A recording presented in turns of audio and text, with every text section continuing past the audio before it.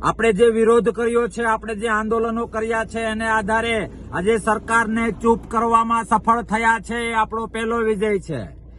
1 મહિનો ને 10 દિવસ જેવો ટાઈમ થઈ ગયો છે, જે વાંધા અરજી આપવાની છેલ્લી તારીખ હતી, પણ 1 મહિનો ને 10 દિવસથી સરકાર ચૂપ છે, સાયલન્ટ છે. ક્યાંક એના પેટમાં તેલ રેડાણું છે, ક્યાંક એને આપણા વિરોધનો ડર લાગ્યો છે, અને એ ડર ઉપર વધુ એક ઘણનો ઘા મારવા માટે આપણે સૌએ વિસાવદર તાલુકાના મોટી મોણપરીના સરદાર ચોકમાં આગામી 28/12/2024 શનિવારે બપોરે 1 વાગે તાકાતથી મળવાનું છે.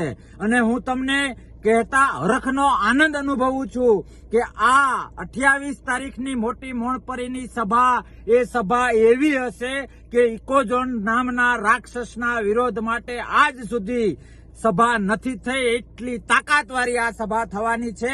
અને એ સભામાં એક ખેડૂત તરીકે દરેક ખેડૂતને અને ખેડૂત પ્રેમીઓને હું આમંત્રણ આપું છું, આવો.